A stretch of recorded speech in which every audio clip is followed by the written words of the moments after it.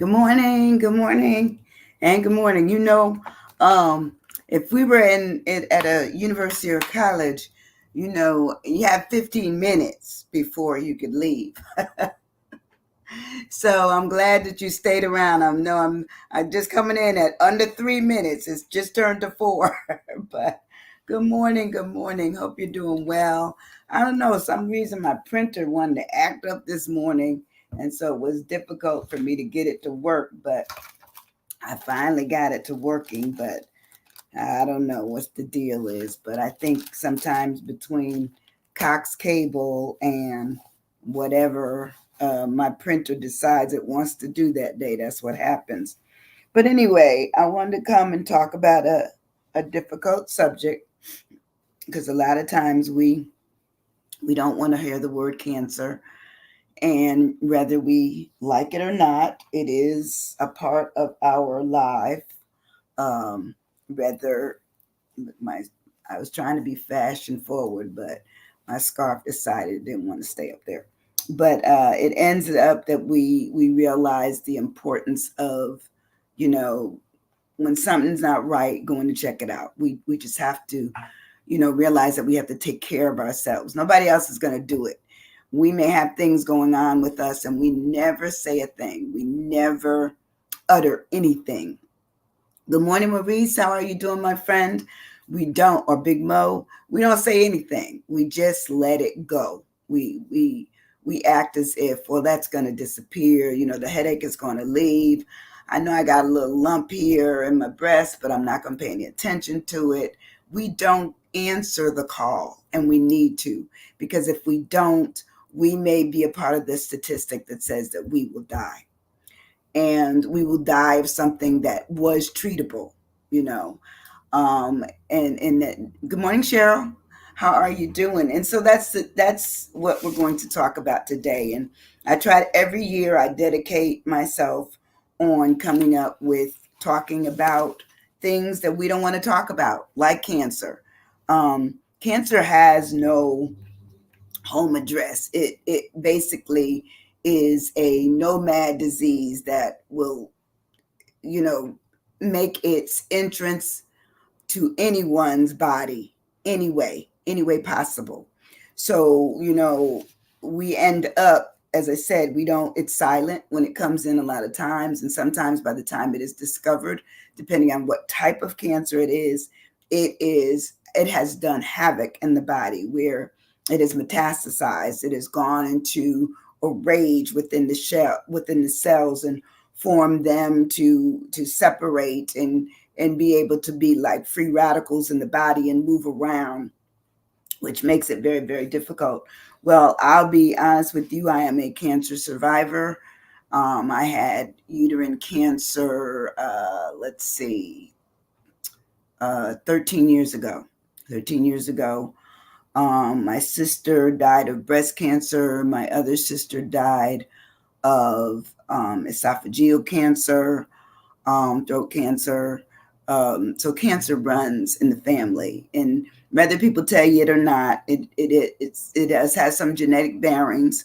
So it will make its entrance into the family. Some is also environmental. I'm quite sure some people, because they've smoked, that's another reason for having cancer. But the other thing it talks about is being prone. Sometimes we're just prone to having, cancer. But if we go in and I guess behave in such a way, like with the smoking, that can just be something that once it's entered our bodies, it just makes it extremely difficult to get rid of. And sometimes people, go to the brink where they're survivors, but they survived under horrific conditions. And so we're going to talk about a little bit about that today. And so I have some things I'm going to read. And it says cancer is disease in which the body cells grow uncontrollably and spread to other parts of the body. It says it starts almost anywhere. Good morning, Miss Rosie. How are you? Good to have you in this space. Today we're talking about cancer. It is just it just is. It's just part of life. And it says cancer can start almost anywhere, and threatening is made up of trillions of cells. It says in our life, it says normally human cells grow and multiply through a process called cell division, and it says to form new cells of the body. And so we realize, it says when cells grow old or become damaged, they will die, and new cells take their place. Sometimes this orderly process breaks down, and abnormal or damaged cells grow and multiply when they shouldn't. And so that tells you right there that there's just that possibility. Good morning, Joan. How you doing, my friend? Good to have you in the space. Today we're talking about cancer, which is, cancer comes in all forms. So it's not that there is just one type of cancer. There's cancer, and cancer. There's just all types. It says these cells may form tumors, which are lumps in tissues, but a lot of times we have lumps and bumps and we don't pay attention to them. We just don't. And they said they can be cancerous or they can be benign. Like if anybody really knows me, they know that I have a lot, not a little bit, but a lot of moles all over my body. And you've never been one to see me hanging out in swimsuit wear and a lot of sunny dresses and stuff. I just don't do it. So I it ends up that I know I'm covering up the fact that those are things that God gave me that I have. But at one time they took probably about 600, 700 moles off of my upper torso because they were big. And they would get hung up on stuff, clothes, whatever. I'm gonna have to take this off because this is bothering me. So I'm just all pink now. I tried to add some style, but this is it. So it ended up, once they took them off, they had to test them to make sure that they weren't cancerous, and they were not. I really don't know the word anymore. I used to know it, but it's been years since they took off that many. But it is also attributed to my race. Sometimes the certain races are more apt to have those kinds of what I would say tags or moles, or skin tags and moles on your skin, and they're just all over. But they, most of the time, they are not cancerous. But every once in a while, there could be one that forms a cancerous cell. So you just have to be careful. You watch them every time. You watch them all the time. Make sure that they're not changing. So going on in what I'm saying, it says they form tumors sometimes, and the tumors can become cancerous or they can be not benign. It says cancer tumors spread into or evade nearby any tissues and travel to distant places in the body. And that's when they talk about it metastasizing, where it's moving. It's made a movement from its origin to wherever else it goes to. And that's when we're really starting to get into the upper stages of cancer. And it says many cancers form solid tumors, but cancers of the blood, such as leukemias, they do not. They just run through the stream of the blood. It says benign cancers do not spread into or evade any nearby tissues. When removed, benign tumors usually don't grow back. Now, I was stage 2 uterine cancer, but it didn't. It didn't remain. It was contained because of my persistence. Now, I mind you, kept having to go back and back and back because they said, "Oh, you're just getting ready to, do this and do that. No big deal." And I said, "Excuse me, that should be over." But they didn't believe me. They just thought that I still no. It should be over, all of that. So eventually they paid attention, and it was difficult for them to get the biopsy, but they did. And it was just the doctor and myself because the nurse, she was new and wasn't any good. So he told her to just go on out the room. So he and I looked at the tissue that was removed, and both he and I just knew I was going to get a call. I just knew it. And sure enough, 2 days later on a Saturday morning, I'm never home on Saturday morning. And that Saturday morning I was. And he said, "Well, I just wanted you to know, Dr. Winborn, that you do have cancer and it is stage 2 because the cells are abnormal. So that's what we have to do. We have to take care of ourselves. When we feel something is wrong, we have to go and check on it. It says my body is prone to moles. Yes, have to have them checked, period. That's right. We have to check them.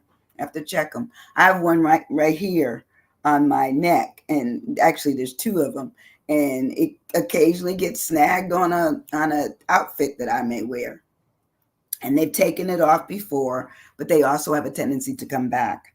It says benign tumors can sometimes be quite large. However, some can cause serious symptoms or life threatening.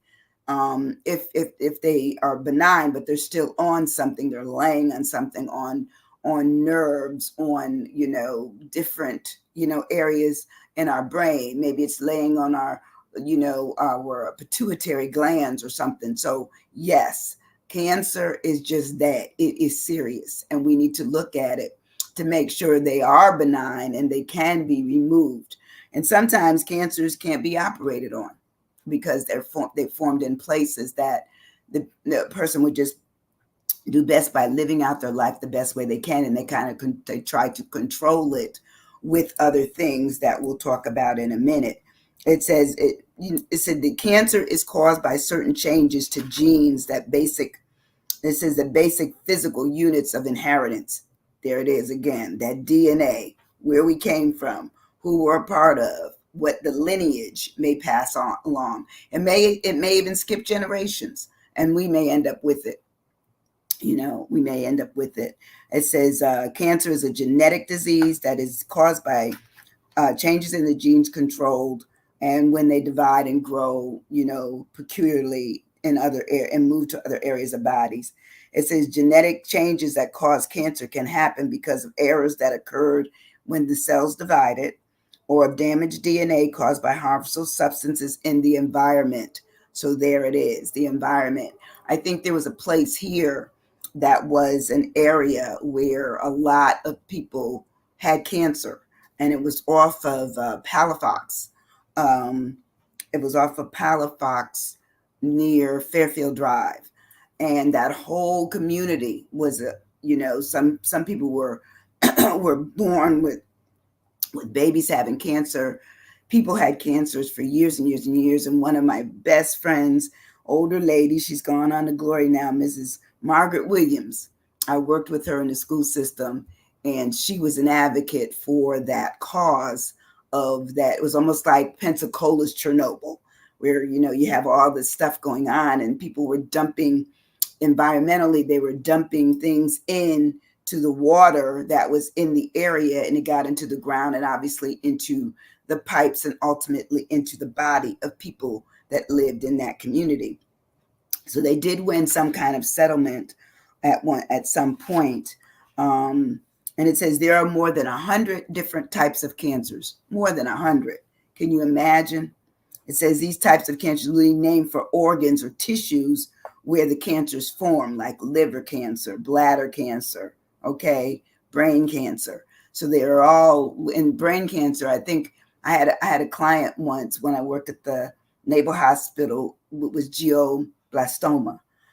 So it was saying it was in the brain, but it formed into almost like a butterfly in the brain, and ultimately it would close off the other areas of the brain to have the ability for functioning. It says, I remember meeting Miss May. Okay, yeah, she was a wonderful person. Wonderful, wonderful, wonderful.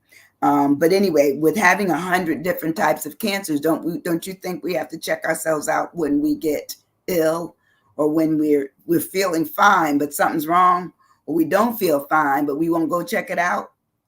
That's on us. It says cancers may be described by the type of cell that formed then, and with its athelical cell or squamous cells. I don't know what that word means. I have to look it up later. But you can search it yourself. But anyway, they said that they do have a list of the A to Z's of what happens with cells. It says, but when cancer enters our body, it enters in various areas that are prone to maybe bacteria, or prone to things that if something goes wrong, it could go really wrong if it's not checked.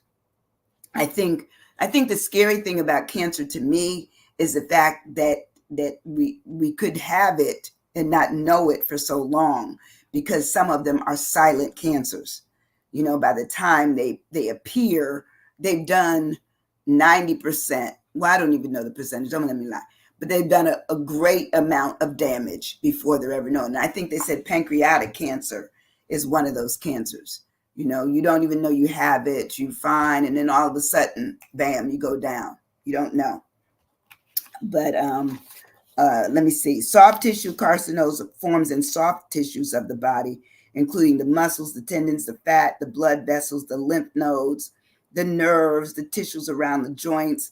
It's scary. It's scary. I mean, we should be blessed and feeling blessed every day that we're able to live, because there's such a what I would say a triumphant and aggressive possibility that they could get over us, triumphant in that respect, if we don't check on ourselves, if we don't look after who we are, where we've been, and what we've been involved in. So when I look at some of my other notes, I'm going to do the whole thing on cancer now. And there's so many different types of cancer, you know, uh, lung cancer, there's also bladder cancer, stomach cancers. There's so many, just so many, you know. I know two people that had leukemia. They had leukemia, and they did fine for a while, and then all of a sudden it just appeared again, you know. And then the second time it came around, it was more aggressive. And sometimes if you've had some of the procedures that they do with you know chemo or radiation, then they don't want to go back through that a second and a third time. But I spoke, my daughter and I went out the other night to grab something to eat, and there was a young lady at the cash register, beautiful young lady with gorgeous hair and everything, and I had on my pink breast cancer pin, and she said, "Wow, I love your pin." And I said, I, I said, I wear it when I can if I remember to put it on. I said, but I try to do it in the month of October, because I know that's breast cancer month. She said, I'm a breast cancer survivor 4 times. And she said, I had no hair.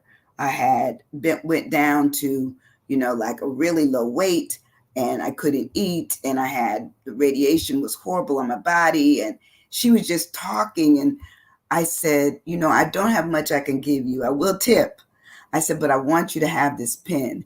And she said, oh my goodness, thank you so much. She was happy for the pen, because she said that was her victory. That was to have that pen was just showing that she had been through something and she could wear it daily. And I said, you wear it daily. Wear the fact that you have had, an opportunity to live a better life, because you feel better about the fact that you made it through. You made it through. It says our daughter, Tanya, who passed last year, had lung cancer. There you go, lung cancer. All those cancers are just so severe when they come. You watch the person change, and they change into, the sickness that they're dealing with. And ultimately, their passing almost becomes a blessing. For my sister, was a blessing. They were stretching my sister's throat um, every once every week, and it would be so painful for her to go through the process of stretching the throat, and ultimately she ended up with a permanent trach. And I just remember how painful it was for her, um, and us, us to even see her like that. That was very painful. And she lived in New York, and and I surely did make it home so that I could see her and be with her, because for some reason my sister just idolized me, because I had opportunity that she didn't have. And so it was just very important that we continued that bond always. So let's break down the word real fast. It says cancer, a disease caused by an uncontrolled division of abnormal cells in any part of the body. they're cancerous cells. They could be sarcomas. They could leukemia or lymphoma. So all of these are just some of the names that are cancer, And it says when we break down the word, my C is for, chemo, chemo, chemotherapy. It says it's the treatment of disease, but of that disease of cancer by the use of chemical substances, and the chemicals themselves sometimes are so harsh on the body that people go down from the chemo more so than they were from the cancer itself. So the treatment became equally as troubling as the cancer itself. That's just tough business right there. And it says it's especially the treatment of cancer by cytotoxic or other drugs.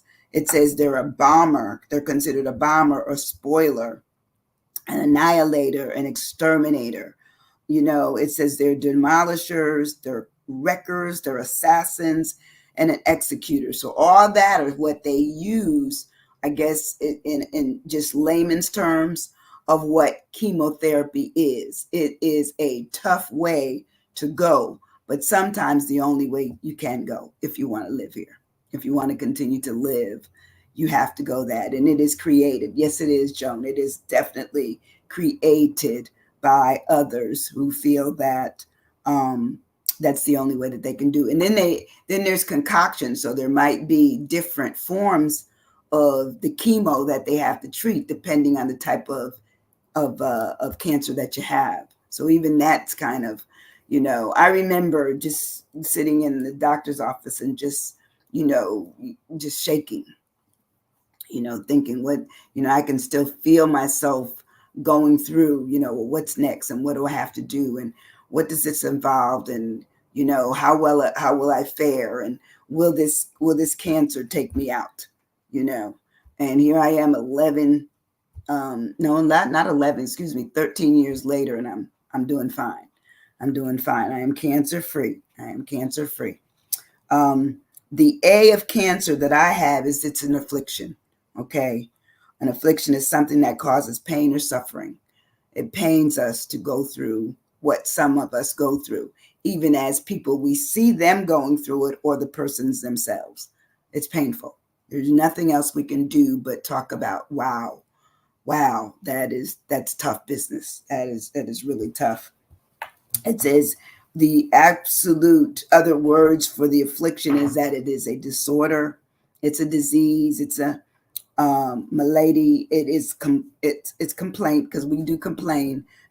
It's an ailment, it's an indisposition, an illness, and a plague. Because sometimes families are plagued with cancer. They are. It's not just the mother, but the mother and then the daughter and then the next daughter down, and sometimes it's an auntie. My aunt died from breast cancer. So my sister died from breast cancer. My other sister, as I said, she was lung cancer. And then I had uterine cancer. So it just said that that in the gene pool, in the DNA, there is something. My N of cancer is neoplasm, which is an abnormal mass of tissue. It can be the tumor that comes up. It can be a lump that forms, a cyst, a growth, a polyp, an outgrowth, a tubercle. So when you think of all the things that when we're going through, our day and we happen to touch our arm and something's not right, do we need to check it out? We do. We do. You know, we need to check out our lymph nodes. How are they doing? Because cancer, because it is quiet and it's almost stealth in its invasion in our body, because once it starts acting up, we have to catch it in order to try to stop it from continuing to act up. We must put ourselves in that position, and sometimes we don't know how to do it. We don't know how to do it because we're afraid, and sometimes our fear may be more it may be more debilitating than us actually going in and getting something treated. We sometimes just have to play it till it is. So when we look at the fact that a neoplasm can form in the body and we not know about it, we have to address it. Aggressive. It is aggressive. Thank you, Joan. It is aggressive. When we deal with cancers can be aggressive, or they can be slow, because they said there are some cancers that slowly form. Now, if they continue to form and we've never addressed it, then they can certainly cause the same issues that the other cancers cause, that appear and can be located and found much more quickly. My second C is for canker. It says it's to corrupt, destroy slowly, a canker, and that's like that slowness within the body. It could be there. We don't know it's there. Sometimes canker sores you might be able to see, maybe not. Maybe we don't see them. And says, so then it talks about the canker being the blight, the corrosion, the scourge, the bane, the blister, the boil, the cancer. So it's right there. It's telling you that a canker could form into becoming something that is cancerous.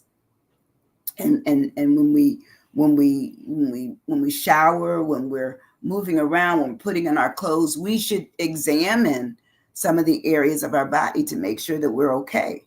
We don't know. We just don't know.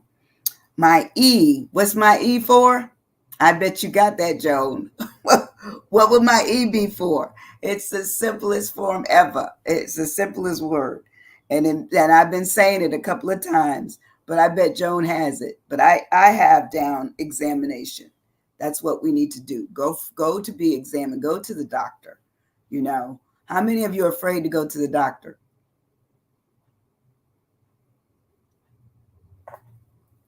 Wait a minute. Corroborate? Yes. Corroborate. Yeah, that's true, Joan. Sometimes we do have to corroborate things. What do I have versus what do I know I need to check on? We do. Sometimes we think we have something wrong and nothing's wrong. That's fine. But sometimes we have something wrong and we never check on it, and something's wrong. Something's wrong. But my E is for examination. And that's going to be an inspection of your body. What's going on? You may need an MRI. You may need, some other kind of exploratory thing, like a biopsy of some sort. You may need to have to go through the pre-process to figure out what needs to be followed up on. And if it's nothing, that's wonderful. I'd rather let it be nothing than let it be something and I didn't check on it. So it talks about detailed inspection or investigation, scrutiny, inspection, perusal, investigation. We need to investigate, check up. We need to have it. Sometimes we need a scanning done. Sometimes they say that certain images don't show up, and they have to do the more, I guess, the MRIs or something that does the layering. So then it's more visible. So an X-ray may not show what an MRI can show because of the invasiveness of them going through and showing each layer that shows up as tissue or damaged tissue or whatever.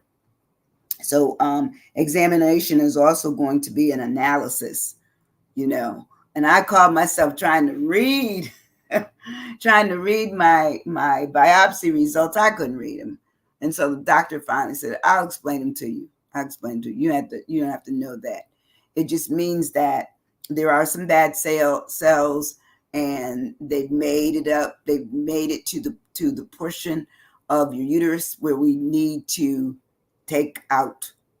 Okay. And it doesn't look like it has spread anywhere else. So that's why this is what we have to do for an operation. So that's what I did. It says went yesterday, got good. Okay, got good report. Yay! That's right. I always call October breast, mammogram month. Get your mammogram. I had mine in September. Fine. Thank you, Lord. Mine is done. But we need to have other people work on taking care of themselves. My R, which is my yay, I'm almost done. My R is for radiation, you know, chemotherapy and radiation. I did chemotherapy, that opened it up, and radiation closes it out.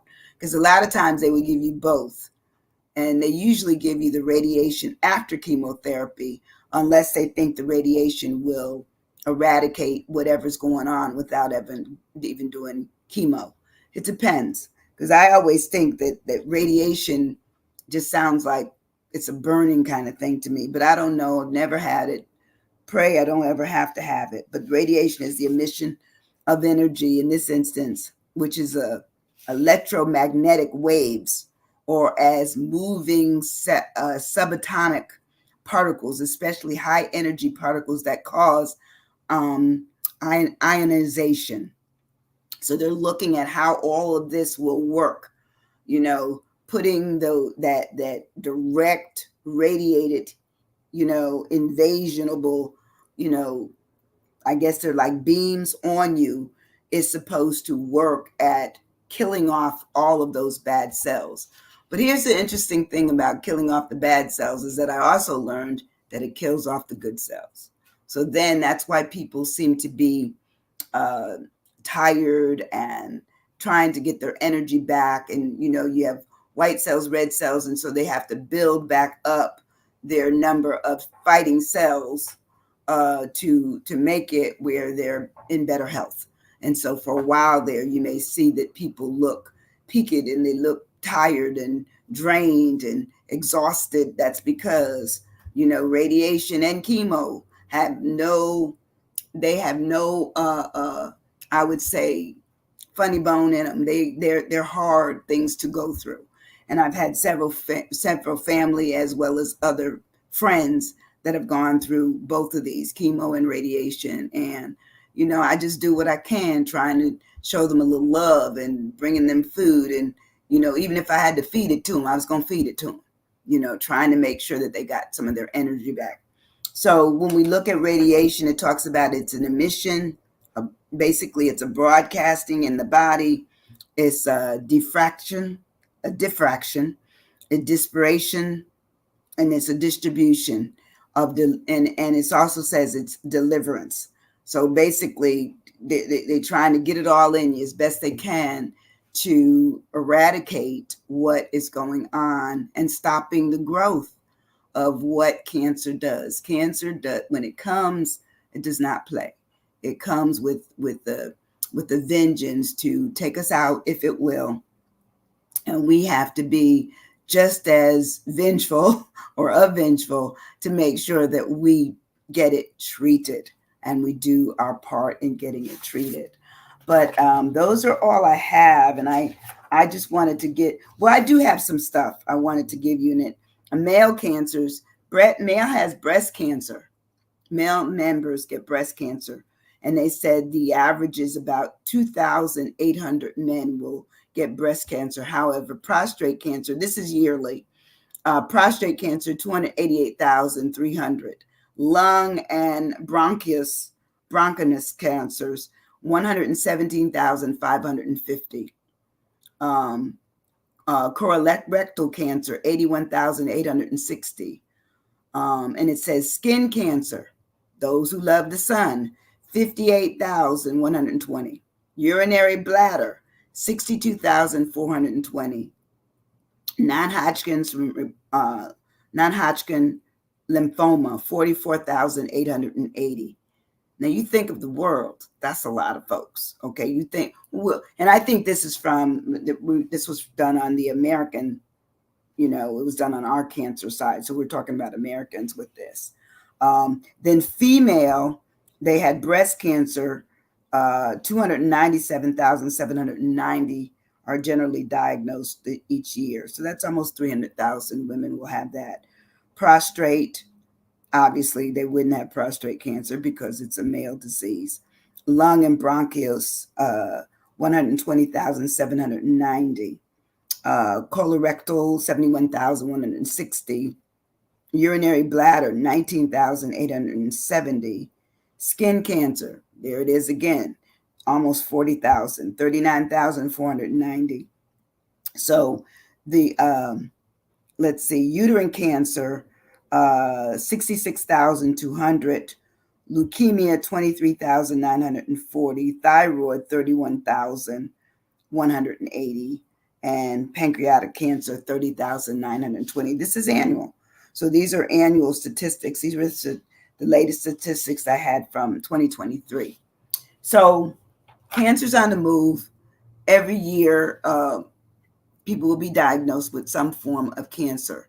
We have to be vigilant to own the bodies that we are in, and therefore go to the doctor. Even if it's hard, and lately it's hard to get an appointment with them. I don't know if y'all experienced that, but in order for me to get into my doctor's appointment at the beginning of the month, I had to, it was 6 months before I got my appointment. 6 weeks, excuse me, 6 weeks before I got my appointment. And they said, well, are there anything we can give you something until, wait. So I had to go back 3 times in order to get my high blood pressure medicine. 3. So that'll just tell you, that we have to be vigilant to take care of our own bodies. And when our bodies are not acting right, or something is wrong, or something's peculiar going on, check it out. Check it out. We don't need to go out on of this life knowing that we could have done something had we been into the opportunity of taking it early instead of waiting and it's too late. Okay. I love you, love you, love you. I'm going to see you on Monday with another word from Are You Stuck? We all get stuck. We get stuck on a lot of things. Let's not get stuck on cancer, okay? If you have it, go through all the procedures that make sense to you. Okay, feed who you are. Okay, I did mine. I want you to do yours. I love you, love you, love you. Pass this on to somebody else that just needs to know that Are You Stuck is here, and we don't mind doing a little something by making ourselves available to those who want to say, I could talk to somebody else for free, no money required. Okay, hit the share button. I love you. Moles can also get, yes, that's right. They can become cancerous. Absolutely. Absolutely. So out of all the ones I'm always checking them out. What's going on? Has it changed? Is it, they do itch. Now they do have some little quirky things that go on with them, but you have to take care of yourself to make sure that none has moved into the cancerous realm. All right. Love you guys. Thank you. Have a great weekend. Bye-bye.